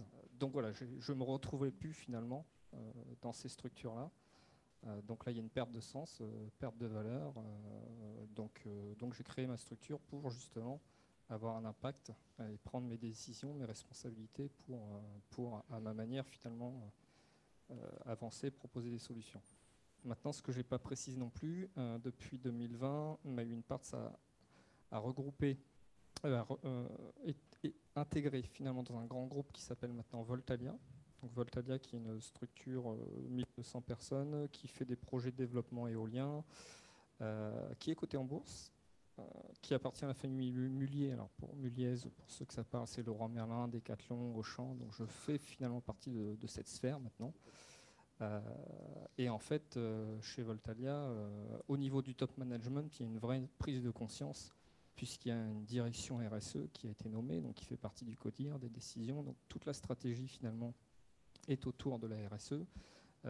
C'est aussi l'une des premières sociétés cotées en bourse avec une charte autour de la RSE, dans le sens où on va développer des projets renouvelables, on va favoriser l'industrie locale, et puis on va contribuer aussi à l'économie des ressources naturelles que la Terre nous offre. Voilà. Donc, et là, c'est ma réponse. Donc il y a le non et le oui. Donc, dans une grande structure aussi, on peut retrouver des valeurs fortes et des engagements importants autour de la RSE. Voilà. Juste effectivement pour dire qu'il y a des grands groupes qui sont exemplaires en RSE. Et je voulais juste faire passer un petit message parce que la Cité de la RSE et de l'Impact organise le 11 avril de 8h30 à 11h30, je vais passer une petite annonce, accueille à la Cité de l'économie et des nouveaux métiers, près d'Odysseum, le directeur du développement durable Europe de L'Oréal. Et L'Oréal, bon, qui était une énorme société, ça a été vraiment des pionniers dans la RSE. Et il faut quand même voir que les grosses entreprises, les multinationales, c'est 50% de l'emploi. Donc effectivement, elles avancent lentement, mais quand elles ont avancé, l'impact il est d'autant plus important. Et elles ont aussi un rôle vertueux, puisqu'elles vont, à un moment donné, obliger aussi leurs fournisseurs ou leurs prestataires à travailler sur un modèle vertueux eux-mêmes. Donc voilà, c'était juste pour... Vas-y, une dernière... J'aurais ajouté une précision. Par contre, c'est vrai que c'est bien de faire le parallèle, peut-être avec ton expérience que tu as eue aussi. Quand on est jeune et qu'on intègre une grande entreprise, on peut avoir des envies, des rêves, des ambitions, mais c'est compliqué de faire bouger sur ces choses-là dans les postes où vous arrivez en général au début, sauf dans des métiers spécialisés. Nous, typiquement, dans notre structure, on conseille beaucoup des CODIR, des COMEX, des directeurs RSE, des directeurs système d'information. Donc là, tout de suite, c'est des personnes qui ont 15, 20 ans dans la boîte et ils ont de suite des leviers d'action assez importants. Et c'est vrai que vous allez pouvoir potentiellement vous perdre en énergie, et c'est là où je peux rejoindre. Et ces grands groupes bougent en effet beaucoup, de plus en plus par différents canaux qui ont été cités. Mais vous, en tant qu'individu, c'est vrai que dans ces grandes structures, ça peut être compliqué au démarrage et il faut bien choisir là où on va aller, en effet. Je te rejoins, mais de plus en plus aussi, des normes se mettent en place. Et je pense que Géraldine, tu ne me contrediras pas, au niveau de la réglementation, les entreprises vont devoir s'aligner, point de vue rapport des performances extra-financières, en gros c'est le rapport RSE. Et donc il y a de plus en plus de postes qui se créent comme chargé de mission RSE dans beaucoup de sociétés pour pouvoir à temps se plier aux normes en fait. Donc même en début d'expérience et premier emploi, on peut avoir des postes quand même, enfin je tenais à apporter la nuance, c'est sûr qu'on n'est pas directeur RSE, mais on peut quand même avoir de l'impact dans tout type de société. Tu voulais ajouter quelque chose du coup ? Merci. Donc, au niveau des entreprises, donc, il y a les SAS et les SA. Donc c'est vrai qu'on parle de beaucoup d'entreprises avec des grandes structures. Il y a aussi des plus petites entreprises avec des plus petites structures, notamment à Montpellier, donc là où je suis à Magic Palette, qui est en fait une start-up. Et dans les start-up, même si on est quand même obligé de faire de l'argent, toute l'activité qu'on va faire et l'impact qu'on va avoir, il va être beaucoup plus court terme. Donc vraiment, on va avoir un retour sur l'investissement qu'on a pu porter qui est vraiment plus palpable, quoi. Nous, pour préciser, à Magic Palette, donc on fait de la réduction des transports. Donc, c'est de la réduction de CO2 parce que c'est des camions qui roulent en moins. Pour nos clients, c'est de l'argent gagné parce que des trajets en moins, c'est un chauffeur qui conduit pas, qu'on ne paye pas, entre guillemets. C'est aussi un camion qui ne tourne pas. Donc tout ça, pour eux, c'est de l'argent, mais pour nous, derrière, c'est des économies de CO2. Donc je pense qu'on peut lier les deux. C'est juste se dire, même dans les industries qui existent aujourd'hui, comment les optimiser pour justement polluer moins, tout en optimisant et en étant plus efficient, quoi. Voilà. Ok, je te remercie. Donc on va sans plus tarder passer à la deuxième question. Donc pour mettre un peu en matière, en gros, je ne sais pas si vous êtes au courant, mais chaque année, il y a des questionnaires qui sont envoyés aux anciens étudiants qui sont aujourd'hui diplômés pour en savoir un peu plus sur dans les secteurs dans lesquels ils travaillent, par exemple. Et il y a des questions sur notamment le développement durable. Donc en réponse à ces questions, en gros, il y a presque 70% des étudiants qui ont dit que dans leur domaine où ils travaillent, les compétences liées au développement durable, ils les ont... Non, c'est pas ça que je voulais dire, pardon. En gros, leur diplôme leur a permis d'acquérir les compétences demandées par leur employeur, point de vue développement durable. Donc si demain, par exemple, Elsa, qui travaille chez Enercop, son employeur a considéré qu'elle avait les compétences nécessaires pour le travail qu'elle exerce aujourd'hui de par sa formation. Donc ça, c'était la première partie.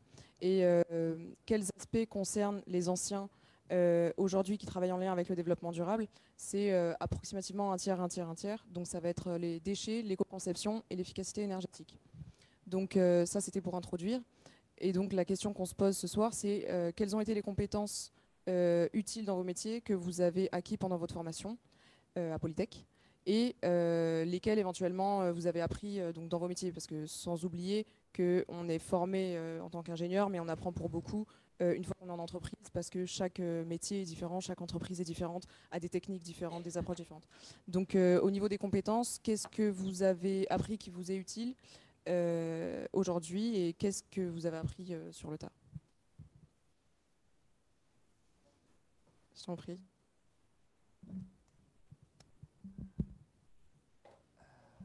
Quelles compétences acquises pendant votre formation?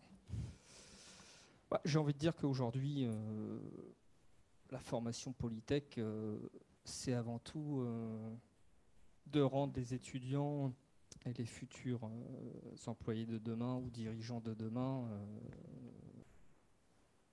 savoir s'adapter finalement. En fait, on est ici pour s'adapter. Moi personnellement, je n'ai jamais appliqué une seule chose apprise ici à Polytech dans mes métiers, voilà, de mes différents métiers. Donc par contre, on a cette capacité, en tout cas, et ça faut remercier tout le corps enseignant de Polytech. On a quand même cette capacité à s'adapter face à des projets complexes. Et il faut le souligner, quoi. Donc c'est plutôt ça finalement moi que la formation aujourd'hui m'a apprise. Et effectivement, ce qui va peut-être manquer maintenant, demain, c'est tous ces projets, et on est tous réunis ce soir sur le développement durable, sur l'économie circulaire, sur les optimisations, l'amélioration des enjeux climatiques, enfin toutes ces questions peut-être. Alors je ne connais plus les programmes. Ça a changé, voilà. Oui, c'est bien ce qui me semblait. C'est surtout ça aussi, je pense. Donc voilà, j'imagine que voilà, Polytech a cette capacité aussi à s'adapter par rapport aux enjeux et que l'industrie aujourd'hui demande. Donc. Oui, c'est des questions qui se posaient moins il y a quelques années, mais les programmes sont mis à jour, et donc je pense que peut-être les promotions plus récentes seront... Quand je vois le nombre de personnes qui ont levé la main pour la fresque du climat, j'ai tout de suite compris que ça avait beaucoup changé, donc c'est super.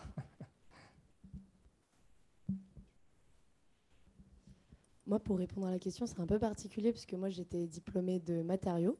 Aujourd'hui, je travaille dans l'énergie, donc il n'y a pas de filière énergie, sinon peut-être que j'aurais fait ça.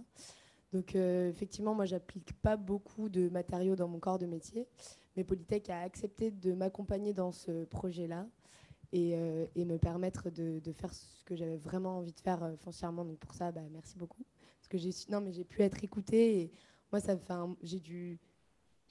c'était pas facile quand même parce que c'était un contrat de professionnalisation dans l'énergie. Moi, je devais valider un diplôme en matériaux, et c'est parce qu'on a accepté de m'accompagner qu'aujourd'hui, je peux faire ce que j'aime. Donc voilà.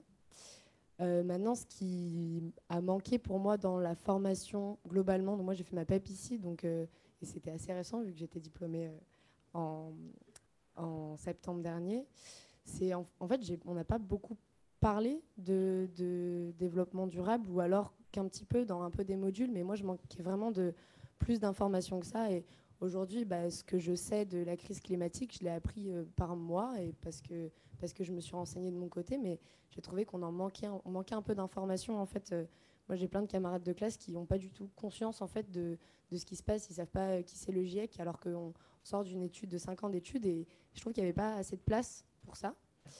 Maintenant, moi je rejoins vachement ce que tu disais. Je n'applique pas les matériaux dans mon corps de métier, mais à Polytech, j'ai appris à apprendre, en fait, c'est vraiment ça, et à comprendre rapidement, à avoir de l'autonomie. C'est vrai que quand on sort d'école et qu'on se retrouve en entreprise, on a l'impression qu'on ne connaît rien et qu'on ne sait rien faire. Et en fait, on apprend tellement vite et on apprend plein de choses. Et tout ce qu'on a appris pendant nos années d'études, ça revient super vite, notamment dans notre capacité à synthétiser les choses, à les vulgariser. Et donc, pour ça, c'était très intéressant. Mais je pense qu'il manque vraiment plus d'informations dans l'enseignement.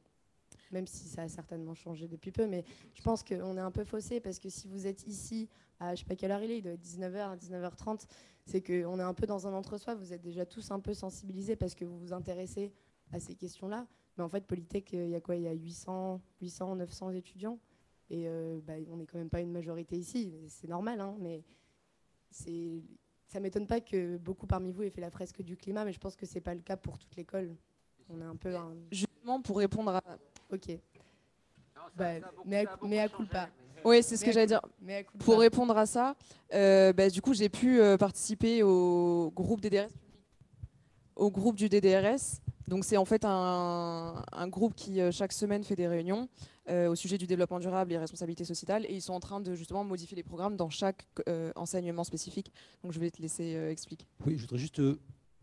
Vous m'entendez? Oui. Je voudrais juste réagir à Elsa. Alors Elsa, tu es sortie il n'y a pas très très longtemps, mais les choses n'ont pas changé depuis que tu es sortie. Il y avait des cours sur le photovoltaïque. Alors j'espère que tu y as assisté. Il y avait des conférences.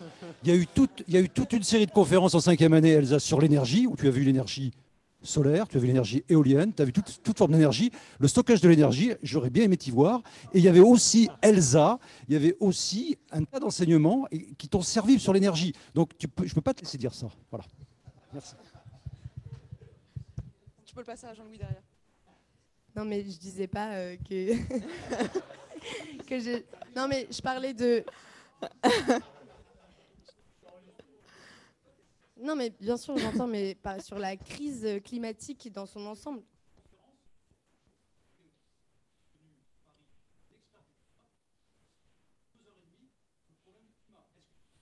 Mais en fait, c'est juste qu'à mon sens, 2h30 sur 5 ans d'études, c'est pas assez. Non, mais je sais, mais c'était pas à prendre comme une critique, c'est juste mon ressenti.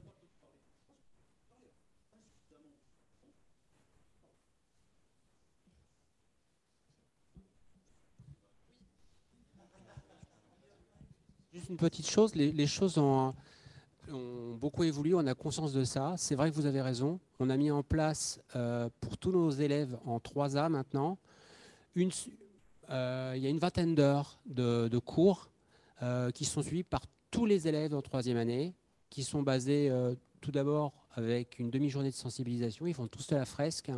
Après, il y a un cours sur l'anthropocène, un cours sur l'énergie, un cours sur les ressources. Ils sont tous associés à une demi-journée de travaux dirigés dédiés. Il y a un projet, la dernière demi-journée, sur l'éco-conception. Et à partir de l'année prochaine, on adosse à ça une demi-journée supplémentaire sur les solutions.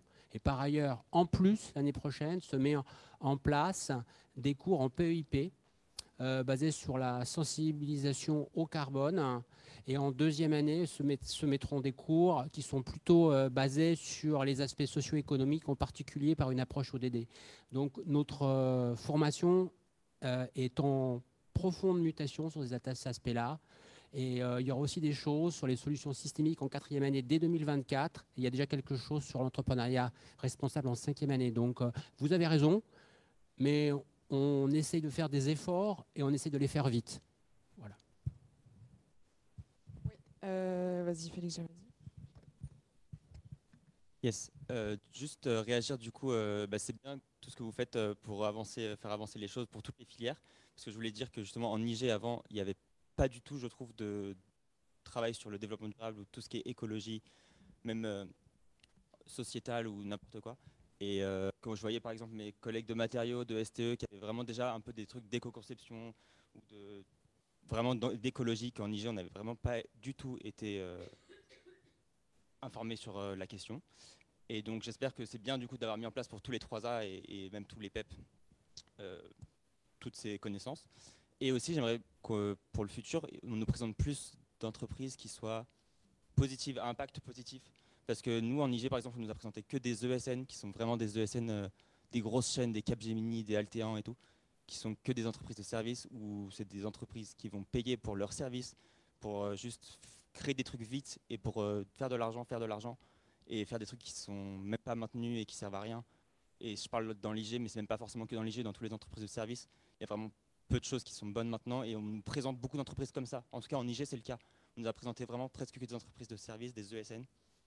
Et ce serait bien qu'on nous présente aussi, qu'on puisse faire autre chose et dire aux IG, parce que la représentation c'est important et qu'il y a des startups qui font du travail quand même en France, cool, à impact, et on veut plus de trucs comme ça et plus qu'on nous présente des choses comme ça. Voilà. Si je peux rebondir sur la partie IG. Merci. Parce que du coup, je participe à donner des cours depuis pas très longtemps sur les aux IG. Et j'ai participé aussi à des sensibilisations. Et je suis dans une ESN.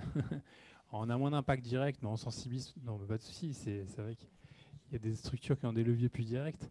Mais du coup, on voit que ça bouge. Et d'ailleurs, la partie informatique est la seule où, d'un point de vue légal, il y a une obligation depuis 2023, là, depuis janvier, à inclure l'éco-conception dans le cursus pédagogique des études supérieures. Donc voilà, ça va bouger, ça met du temps. Et c'est pas simple, c'est vrai qu'on a assez peu d'exemples. Hein. Sur la partie numérique, on a peu de leviers d'impact. Enfin, les leviers d'impact, on les connaît depuis assez... Ça fait longtemps qu'on en discute, mais ça fait quelques années, juste que ça se structure.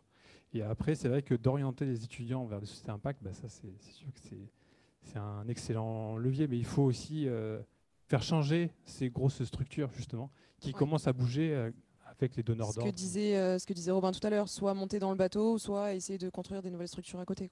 Ouais, il y a un peu les deux volets, voilà. Il faut agir sur les deux pans, parce que c'est vrai que sinon, il y a tout un pan qui ne va pas changer. Le monde des ESN, il y en a un bon paquet, moi je suis dedans, où je vois bien les collaborateurs, ils n'ont pas envie de bouger ces questions-là, si vous voulez faire changer.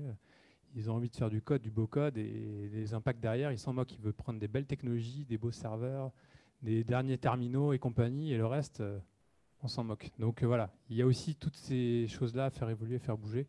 Et il y a des choses qui se mettent en place qui sont assez intéressantes. Et je crois qu'il y a aussi un cours qui va être donné de sensibilisation sur la partie informatique à tous les départements. Parce que le numérique, ça peut vous paraître comme ça pas forcément important. C'est 3-4% des gaz à effet de serre. Mais il y a un dernier rapport qui dit d'ici 2030, c'est 45% d'augmentation en plus. Donc c'est complètement à l'inverse de la courbe. Donc c'est pour ça que c'est un problème déjà maintenant, mais c'est surtout le problème de demain. On est en train de revoir l'enseignement transversal lié au numérique, avec la mise en place de cours, d'ailleurs, en particulier en collaboration avec ESIA, sur les aspects numériques responsables. Donc on essaye aussi, sur ce versant-là, d'être présent pour tous nos jeunes. Donc c'est-à-dire ne pas le faire que de manière disciplinaire, mais transdisciplinaire pour tous. On va laisser un dernier mot à Paul. Ça a été dit ? Bon, ok. On va passer sur la dernière question. Donc, 75% des étudiants ont dit que la transition écologique, que toutes ces questions-là, ça faisait partie de la conscience de leur employeur. Bon, de la conscience, pas forcément de la mise en place, mais ça montre quand même déjà un réel intérêt des employeurs et de plus en plus avec la mise en place de normes. Donc, comment est-ce que vous voyez l'avenir des questions environnementales dans votre secteur, dans votre métier, dans vos missions ? Comment est-ce que vous voyez l'avenir de ce point de vue-là ? Est-ce que c'est plus... je vais vous laisser y répondre tout simplement. Ça va être plus simple. Vous n'avez pas de micro. Il fonctionne ou quelqu'un a quelque chose à dire Alors sur le numérique, il y a un vrai changement de paradigme là depuis 2-3 ans. Ça bouge vraiment beaucoup. Les pouvoirs publics s'en sont saisis assez récemment et il y a des vrais changements. Beaucoup de grandes structures. Bon, c'est d'abord les grandes qui bougent. Alors c'est vrai que quand on voit une banque qui bouge, le numérique, sur une banque, si vous enlevez le numérique, il n'y a plus rien. Il n'y a plus de c'est vos comptes, votre argent, c'est des 0 et des 1. Pour autant, ce n'est pas leur levier principal d'action. Mais ça reste un levier quand même. Et on voit que voilà, ces acteurs-là se mettent en mouvement. Il y a une vraie transformation, une vraie prise en compte de ces impacts. Après, ça prend du temps. On en est encore au b.a.-ba des impacts associés. L'idée, quand on les sensibilise sur le numérique, après, c'est de les amener souvent sur le climat afin de les faire changer sur pas mal d'autres actions. Mais il y a vraiment un changement de paradigme qui je ne sais pas si ça vient du secteur spécifique ou plus de la conscience générale, où il y a un vrai changement. Après, voilà, c'est que le début, et c'est pas du tout à la hauteur des enjeux par contre. Ça, c'est clair que si ça conserve le rythme actuel, on est mal barré. Ça pourrait être clair. Par contre, je ne veux pas vous donner de faux espoirs par rapport à ça. Donc, il faut que ça s'accélère encore plus sur ces questions-là. En tout cas, dans le secteur numérique, ça c'est clair. Mais il y a une vraie prise de conscience, un vrai changement. Il y a beaucoup de marketing aussi autour de ça, mine de rien. Sauf que grâce à certains mécanismes, on arrive de plus en plus on essaye en tout cas de s'en protéger pour éviter le greenwashing, le social washing. Mais c'est pas simple, au travers notamment de quelques labels. Mais bon, voilà, il faut vraiment contrôler, pousser. Ça demande de gros efforts.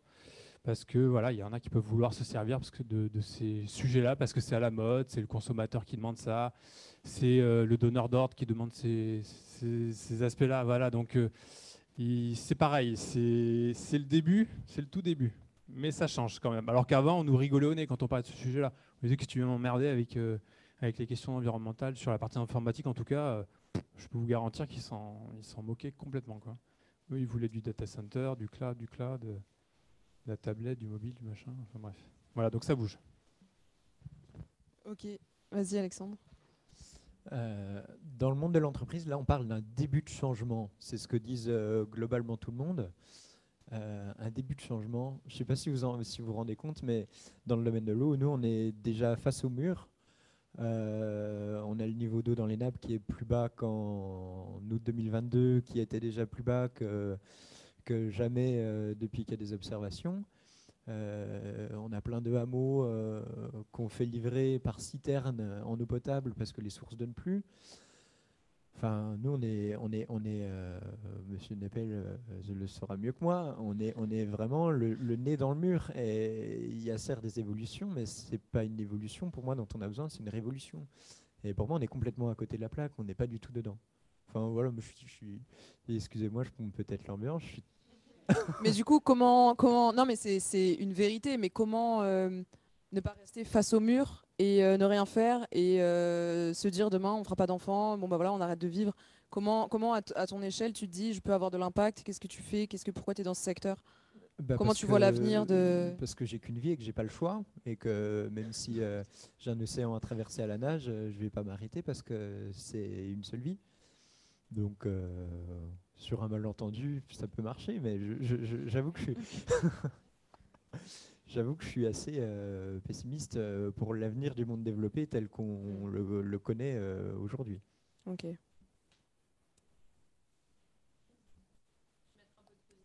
Ah, attends, je vais passer le micro. En plus, c'est dans le même secteur, donc... Non, mais aujourd'hui, je suis d'accord que... je pense que tout le monde a la télévision aujourd'hui, même si on est dans quelque chose d'écologique, mais tout de même, je pense que tout le monde est au courant des problèmes qui sont liés à l'eau aujourd'hui. Ils sont avérés, ils sont vrais, et c'est des problèmes dont on parle depuis longtemps. Mais aujourd'hui, je suis d'accord, c'est peut-être déjà un peu trop tard, mais il faut essayer aussi de faire des choses petit à petit, continuer d'essayer de résoudre le problème autant qu'on peut. Aujourd'hui, moi, je fais pas mal d'appels d'offres dans les stations d'épuration. Ça ne va pas révolutionner le monde, mais on parle pas mal de la reuse. Avant, les gens, ils ne voulaient même pas en entendre parler. C'était quoi ? De l'eau qui de base vient de nos toilettes, ça va arroser nos terres. Les gens, c'était hors de question. Alors que maintenant, de plus en plus, dans les projets, on arrive à mettre des petites reuses. Alors c'est à petite échelle parce que c'est pour de l'irrigation, c'est pour des choses vraiment qui ne vont pas aujourd'hui à régler tous les problèmes qu'il y a. Mais aujourd'hui, je pense que c'est lent, c'est sûr. C'est pas assez rapide, mais pour moi, ça a déjà... ça a déjà commencé à changer, c'est déjà ça. Que les gens ne soient pas restés sur les optiques qu'ils étaient avant, fixés et obtus à se dire aujourd'hui, de toute façon, c'est pas mon problème, ça sera le problème des gens de demain. Aujourd'hui, je pense que tous les gens qui ont notre âge, en fait, ils ont conscience qu'il y a un souci et ils essayent à leur échelle d'apporter un petit quelque chose. Moi, aujourd'hui, je suis pas du tout dans une structure qui, de base, est à proprement dit dans la transition écologique et pourtant, à chaque échelle, on essaie de faire des petites choses et finalement, juste en construisant des stations d'épuration, on permet aussi derrière qu'on ne rejette pas n'importe quoi au milieu naturel, et en soi c'est un peu une évolution aussi, et je pense que les gens prennent conscience petit à petit. Ça va peut-être pas assez vite, c'est sûr, mais c'est déjà mieux que s'il n'y avait eu aucune prise de conscience. Enfin, aujourd'hui, moi je sais que pourtant je suis STE 2019, hein, donc j'ai pas non plus, ça fait pas 30 ans que je suis sortie de l'école, mais je pense qu'on aurait fait ce qu'on fait là aujourd'hui, je suis pas sûre qu'il y ait eu autant de monde. Et moi par exemple, je faisais partie de l'association Polyarf, donc j'ai fait quelques réunions des DRS moi aussi. On faisait beaucoup de conférences liées à tous ces sujets-là. Et il y avait souvent très peu de monde. Et c'est parce qu'il y avait... on faisait pourtant de la publicité ou des choses comme ça, mais les gens, en fait, ils préféraient, comme ils disaient au début, aller boire peut-être un coup avec leurs amis plutôt que de rester aux conférences. En fait, je jette pas la pierre parce que j'en faisais peut-être partie aussi. Hein. J'ai pas fait toutes les conférences non plus, mais je pense que ça évolue petit à petit et il faut déjà... être positif dans le sens où même si c'est trop tard, c'est déjà bien. Il ne faut pas décourager les générations à venir en disant en fait c'est trop tard. Il faut que chacun apporte sa pierre à l'édifice et on verra bien. Peut-être que ça servira à rien, mais peut-être que ça servira un tout petit peu quand même. Merci. Est-ce que quelqu'un d'autre a quelque chose à ajouter sur cette question? Ouais. Donc, moi, dans mon secteur, c'est qu'effectivement, je vois arriver de plus en plus de consultants. La concurrence s'accroît de façon, avec des gens qui viennent pas forcément tous qui viennent beaucoup par opportunisme, pas forcément par conviction. Sur les aspects, donc moi je travaille avec des entreprises, donc effectivement tu disais Manon, il va y avoir de plus en plus d'obligations pour des entreprises, parce qu'on descend en fait maintenant les échelons là, à partir de 2025 avec la CSRD. Les entreprises de 250 salariés qui réunissent certains critères vont être obligées d'afficher dans leur rapport de gestion des données de durabilité. Donc ça fait passer quand même le nombre d'entreprises de 11 000 à 50 000 entreprises en Europe, c'est pas rien. Est-ce que ça sera suffisant? Je n'en suis pas sûre. Je partage l'avis mais je crois qu'il ne faut absolument pas lâcher l'affaire. Moi, je reste persuadée que pour vraiment avoir quelque chose de radical, il faut passer par le politique, il faut légiférer. On n'en est pas encore là. Peut-être que dans 2-3 années, les choses vont changer. Il y a quelques semaines, j'ai fait une fresque du climat avec un gars qui habite en Chine depuis 16 ans et la fresque du climat il commence à former des gens à la fresque du climat. Et je lui disais, mais alors en Chine, comment ça se passe? Il me dit, ça commence à frémir et tout. Bon, je dois dire, il me dit, c'est quand même pas leur première préoccupation. Ils ont des problèmes de natalité, parce que la population décroît, etc. Mais ils deviennent de plus en plus sensibles à ce discours sur l'écologie. À la différence de l'Europe, qui est un pays démocratique, c'est que à partir du moment où la Chine va décider alors, on peut s'interroger sur la façon dont ils vont le faire. On n'a pas de discours moral sur comment ça doit être fait. Mais il m'a dit, c'est sûr qu'en 5 ans, ils auront fait ce que l'Europe fera en 30 ans. Donc, il y a quand même aussi une question de planification, de législation, etc. Je pense que autrement, on va arriver tout doucement à améliorer les choses, mais peut-être pas suffisamment pour régler tous les problèmes qui vont arriver. Est-ce que éventuellement, avant qu'on aille au buffet, quelqu'un a une question sur le thème ou sur Moi, je voulais juste rebondir tout ce qui a été dit? sur la partie Vas-y, je t'en prie. C'est vrai que c'est pas simple, le changement de comportement des collaborateurs. Moi, du coup, je suis responsable RSE dans une ESN. On est 120 et on essaie de mettre en place l'évolution. Et c'est vrai que tu parlais de révolution.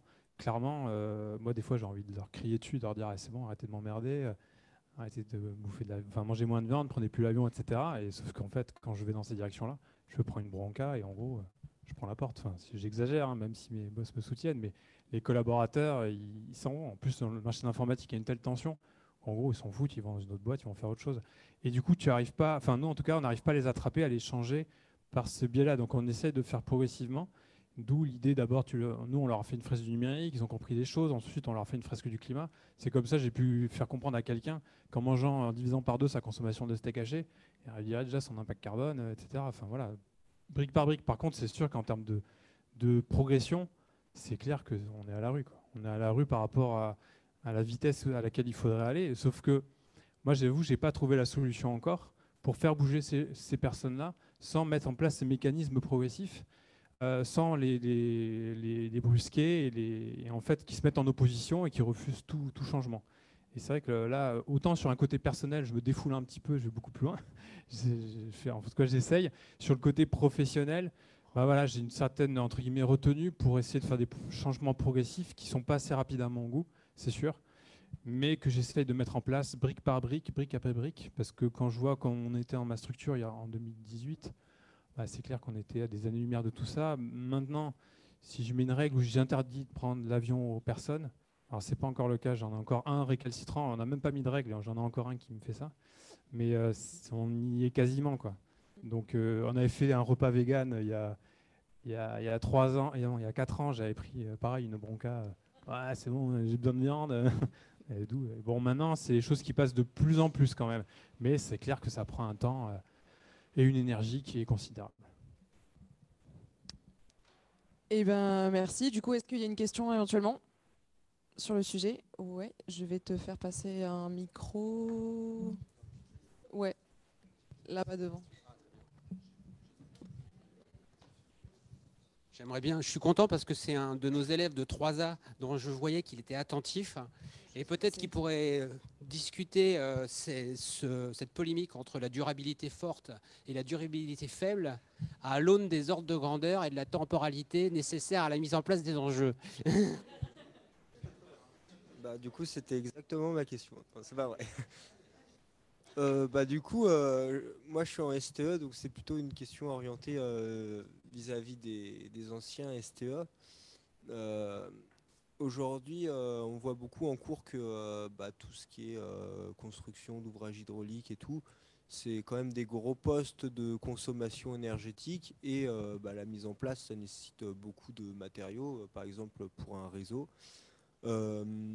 Est-ce qu'aujourd'hui, vous avez connaissance de s'il y a des évaluations sur le bilan carbone de ces structures qui sont mises en place ou c'est bon, on choisit les matériaux les moins chers et voilà, ça satisfait le client. Voilà. Je vais te répondre en direct. J'ai pu travailler un peu chez Veolia, que pour le coup, grosse boîte. Et ils le font. Ouais, je peux pas être plus direct. Ils le font, mais il y a de toute manière, il y a des enjeux financiers derrière, donc il y a un vrai arbitrage qui est réalisé entre l'économie et le développement durable. Entre l'économie et l'écologie plutôt.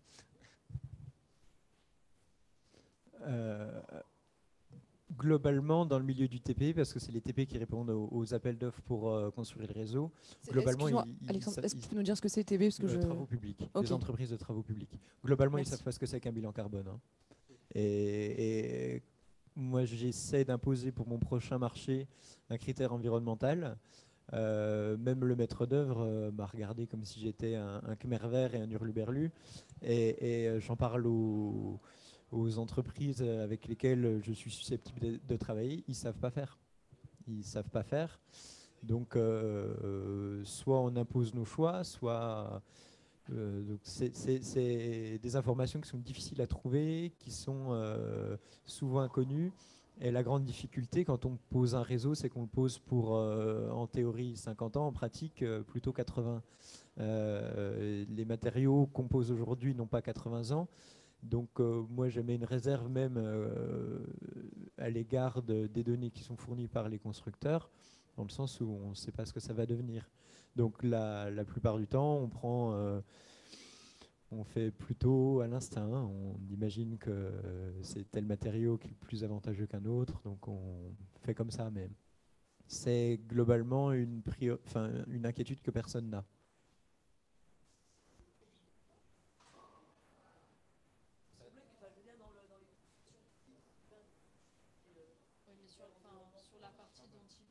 Pas un bilan carbone.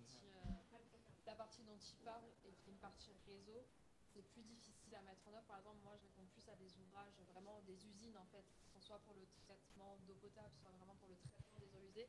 Et bon, en fait, il marche pas trop, j'arrive pas à voir. Du coup, en fait, au final, sur ces projets-là qui sont à plusieurs millions d'euros et qui sont plus sur les structures plus facilement à intégrer des parties environnementales. C'est-à-dire que nous, on nous demande parfois, moi j'ai déjà fait des mémoires HQE, HSE, des choses comme ça.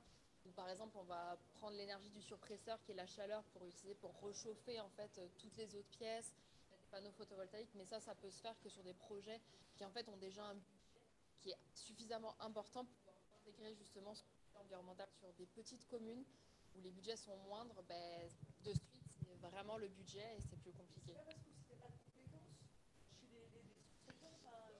Alors en maîtrise d'œuvre, le type d'entreprise qui répond, c'est des Colas, des NGE, des SOGEA, c'est des mastodontes. Ouais.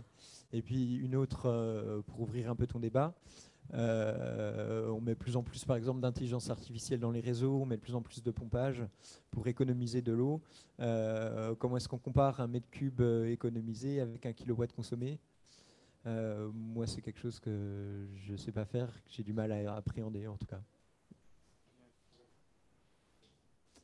Oui, par exemple, on dépense de l'énergie pour qu'il y ait un mètre cube de moins qui part dans la nature. Est-ce que c'est plus écologique de ne pas dépenser ce kilowatt ou est-ce que c'est plus écologique que ce... Enfin voilà, c'est des... Par exemple, mais je ne suis pas sûr qu'il y ait... Ouais. Tu fais une ACV comparatif, sauf que là, il faut que ton client il sorte le chèque. Et en général, le client ne sort pas le chèque. Moi, plusieurs fois, on a essayé de vendre justement sur des projets numériques une ACV comparative. C'était par exemple, on a eu ça pour du réemploi de matériaux. Ils voulaient mettre un service numérique avec l'intelligence, etc. Et en fait, ils n'avaient pas le budget. Donc bon, c'est pareil, au doigt mouillé, on suppose que ça va être le bénéfice coût va être meilleur sur la partie environnementale. Mais je suis comme toi, il faut s'interroger, en principe, il faut vérifier, sauf que ça coûte très cher. On n'a pareil, pas forcément, tu disais qu'on n'a pas beaucoup de données sur la partie eau. Sur la partie numérique, c'est pareil, on manque de données. J'ai l'impression qu'il y a beaucoup de secteurs en fait, où on manque de données. C'est compliqué d'agréger tout ça et d'avoir des chiffres fiables. Et de recul aussi. Sur donc cette fin de présentation, on va tous passer, je vous invite à nous rejoindre au buffet pour pouvoir poser toutes les questions que vous souhaitez à nos alumni. Et